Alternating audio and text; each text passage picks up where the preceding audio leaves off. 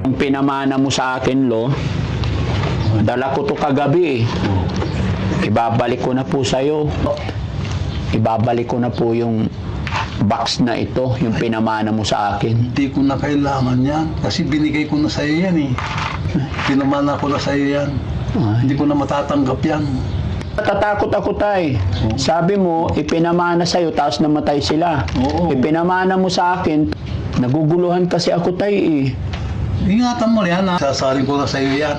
Yan ang magiging kapangyarihan mo. Anong kapangyarihan po yun, mga kababayan, mga kabarangay? Isang mapagpalang umaga na naman po sa atin lahat. Eto mga kababayan, muli na naman namin binalikan si Tatay. Dahil kagabi po, nagpunta kami dito, ay hindi talaga niya kami nilabas. Pero kailangan talaga namin siyang kausaping masinsinan. Kung kagabi binabalik namin yung box na binigay niya sa akin, hanggang ngayon pa rin po, dala ko pa rin yung box para ibalik sa kanya. Dahil hindi po talaga namin alam kung ano ang mga nangyayari. Baka isa itong dahilan ng box na to. Pero nagtataka lang kami mga kababayan, kasi kagabi alas 6, mag-aalas 7, umakyat kami dyan sa may hagdan. Nasilip ni Kuya KJ tsaka ni Kuya Jesse, nandoon naman daw sa loob, pero bakit hindi siya lumalabas? Ayaw niya makiharap sa amin paggabi. So sa araw lang siya humaharap, kaya minabuti ng team na ngayong umaga balikan. Pero kung mapapansin nyo mga kababayan, kasama ko na lang si Kuya Jesse. Si Kuya Ken naman ngayon kasi pag uwi ng bahay, siya naman po ang nilalagnat. Kaya naiwan muna si Kuya Ken. Pero nagtataka lang ako mga kababayan kasi nasilip ni Kuya Jesse at si Kuya Ken na nandoon si Tatay daw sa kulambo. Palagay nyo mga kababayan, baka kalahating katawan lang ni Tatay ang nandoon. Tama ba yung hinala namin? Sinasabi ng aking mga kasamahan, baka yung nasilip nila doon sa loob ng kulambo kagabi ay kalahating katawan lang ni Tatay. Kaya hindi po talaga siya lumalabas. Isipin nyo mga kababayan, 2 gabi na po. Pupuntahan namin siya ng gabi, hindi talaga siya iimik. Pero kinaumagahan, sinasabi niya, nandyan lang siya. Ngayon mga kababayan, pupuntahan na naman namin. Ayaw at sa gusto niya, gusto ko ibalik na sa kanya tong box na to. Kasi isipin nyo mga kababayan, kagabi na naman si Yaya naman ang nagkwento sa akin na doon sa kusina, naririnig niya yung mga ibon doon. So, kababalaghan talaga mga kababayan, hindi ko alam. Sabi ni Yaya, sinusundo daw ako ng mga paniki doon. Yung mga paniki na nandito, sumusunod daw sa bahay. Pero sa akin mga kababayan, hindi sila nagpapakita sa akin. Kay Ken, kay Yaya, kay Boss JB, no? So mga kababayan, samahan niyo po ako. Ano kaya misteryoso talaga, ano kayang kababalaghan meron kay Tatay? No?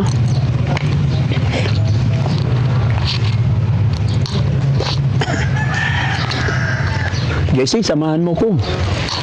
Dito ka.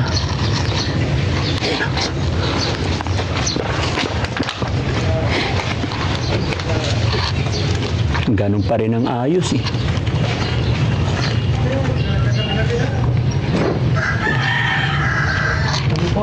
Ay, andyan ka po Tatay? Oo. Kumusta po? Mabuti lang. Okay ka lang? Okay lang.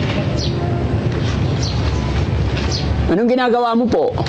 Dito lang, Juan. Ito, magpanol. Ikaw yan?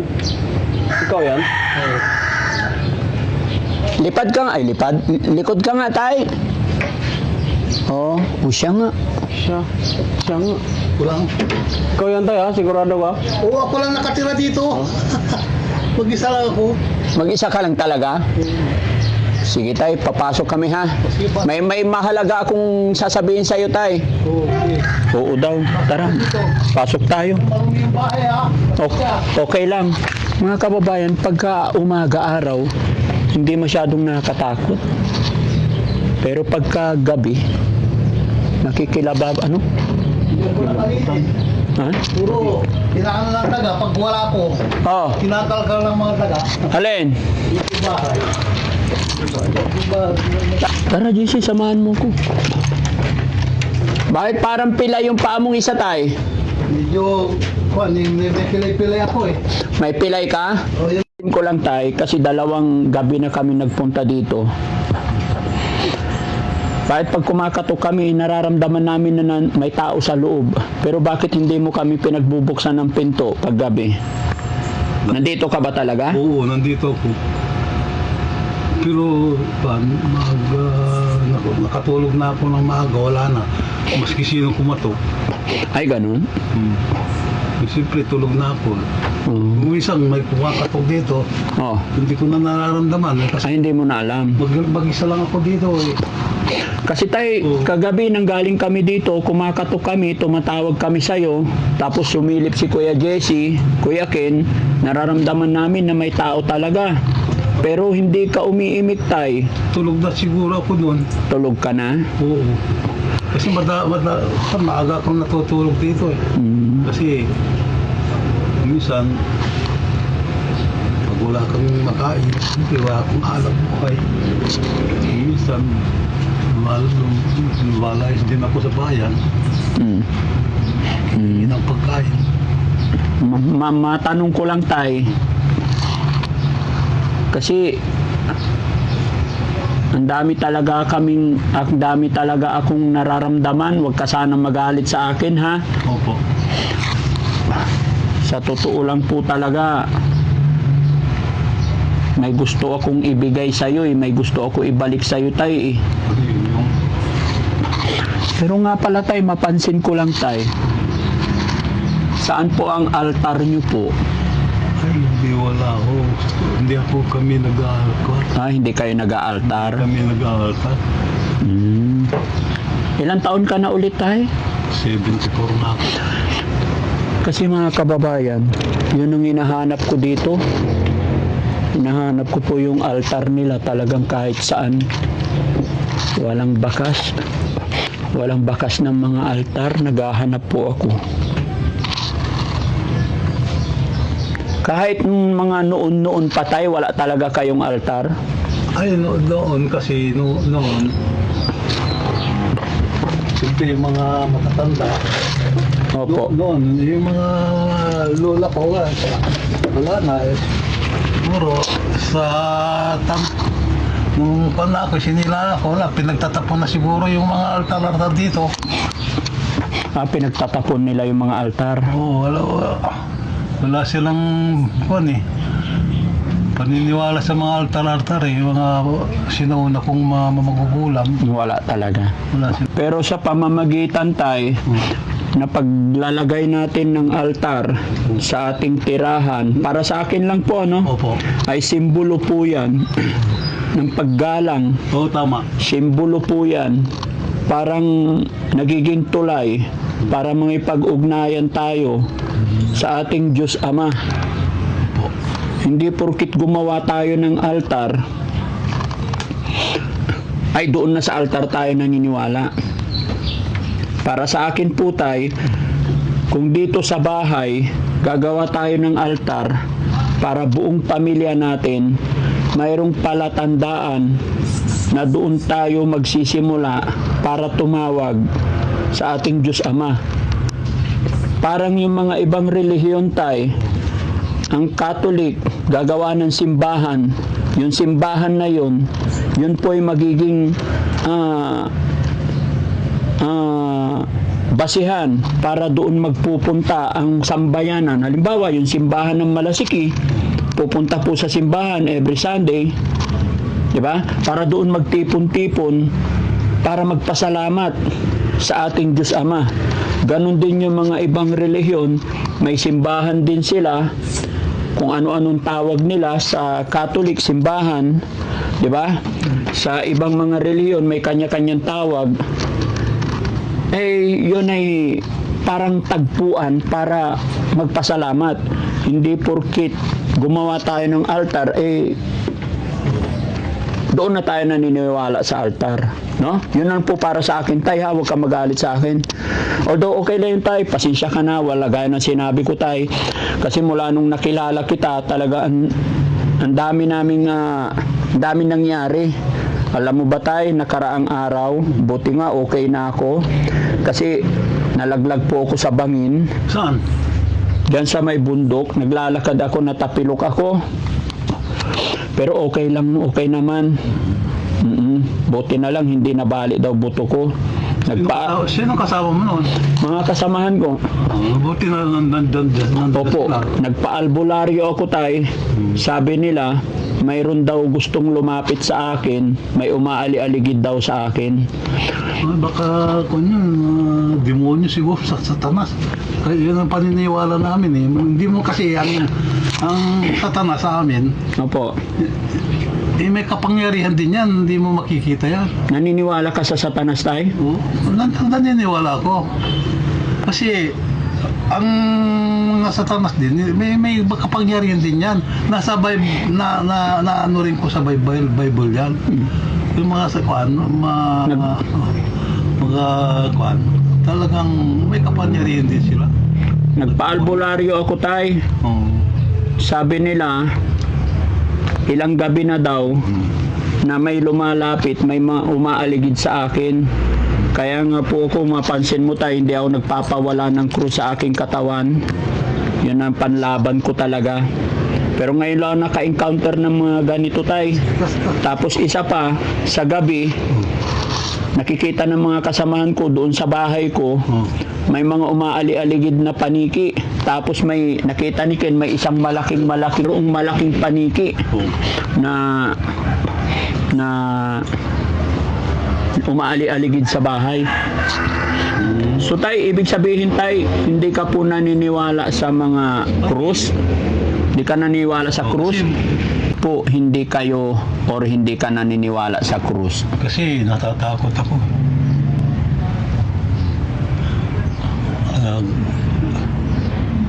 Natatakot kasi ako sa ganyan eh.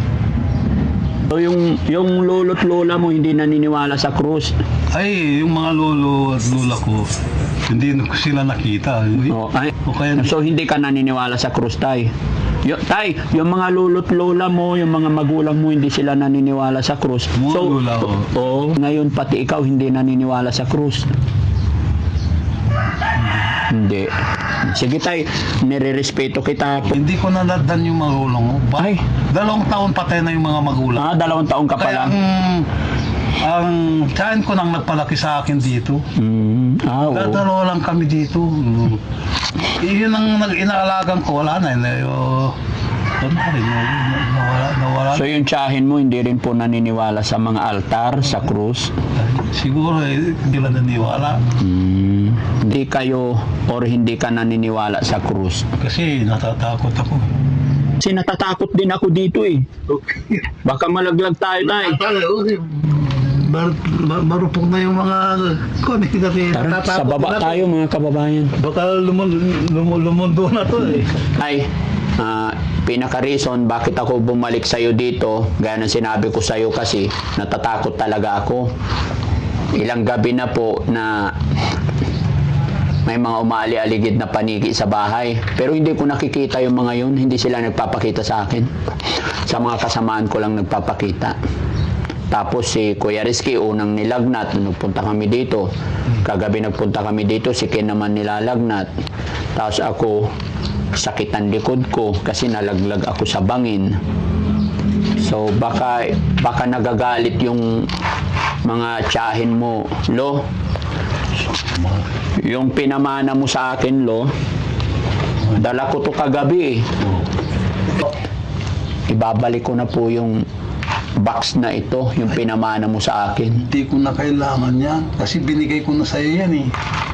Pinamana ko na sa'yo yan. Hindi ko na matatanggap yan. Bakit po? Ay, matanda na ako. Hindi ko na kailangan yan. Paano po ito? Hindi po ba ito yung dahilan, Lo? Bakit may mga paniki sa bahay ko? Ayun. Bakit? Matatanggal din siguro yan. Mga paniki na yan siguro. Pinapasyalan ka siguro. Sa umpisa lang yan, masasanay ka rin. Talagang ganyan. Masasanay ka rin. Sa umpisa lang yan. Kasi anak, patanda na ako. Kaya isasalin ko na sa iyo yan. Hindi ko akalain, tay, na may misteryoso ba talaga to. Hindi ko alam na ganito. Hindi ako makatulog sa gabi, tay, eh. Ay, kasi yung mga yan, mga lola ko. Mm. Wala, namatay na sila eh. Ako lang mag-isa rito.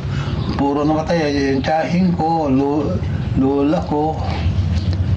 Wala na. Ako na lang mag-isa dito. Kaya sinasalin mo na, tay. Kaya isinasalin mo na itong box na to. Oo. Puro namatay na may-ari. Ikaw, tay, Hindi kaya... bali, hindi naman siguro ka-anin. Yung mga lola ko. Mm. Natatakot ako, tay, kasi pinamana ng lolo't lola mo, tapos pagkatapos nilang ipamana, namatay na sila. Kasi kami, sa totoo lang, pag namatay na, hindi na kami naniniwala. Pag patay ka na, hindi kami naniniwala sa mga kwan. Pero natatakot ako, tay. Sabi mo, ipinamana sa'yo, tapos namatay sila. Oo. Ipinamana mo sa akin, tapos kailan ka mamamatay? Ewan ko lang. Hindi ko rin alam eh. Anong mangyayari, tay, pag patay ka na, tapos sa akin mo to iniwan? Pamana ko na sa'yo yan. Siyempre, Hindi na talaga pwedeng ibalik sa'yo? hindi na. Patay na ako eh. Hindi na pwede ibalik. Kasi hindi ako makapakali, tay, kung ano-anong nararamdaman ko. Kaya gusto ko sanang ibalik sa'yo. Kung kataas, humingi. Tay, sabi mo hindi na pwedeng ibalik sa'yo kasi matanda ka na at gusto mong isalin. Ayaw ko ring umabot sa akin to hanggang pagtanda ko, tay. Pwede bang turo mo sa akin paano mapawala ng visa tong mga to? Pwede bang ibalik ko na ito sa mga Okay, kapatid mo dyan sa gilid-gilid? hindi na pwede kasi ibinigay ko na sa'yo yan, kaya ingatan mo. Naguguluhan kasi ako, tay, eh. Ingatan mo yan ha. Basta ingatan mo. Basta ingatan ko. Oo. Sanay ka rin kasi pinamano ko sa'yo yan. Balang araw, isasalin ko na sa'yo yan. Yan ang magiging kapangyarihan mo. Anong kapangyarihan po yun, tay? Mga kanyan, pamana ng mga lola ko yan. Siguro, may kapangyarihan din yan. Sige, tay, no?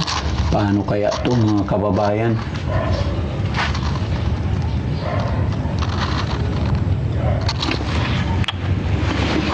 Kuya Jesse, sa'yo, ipamana ko na lang to sa'yo ngayon. Pwede ba yon? Bata pa ako eh. Anong bata pa ako? Nay, tay, Oh.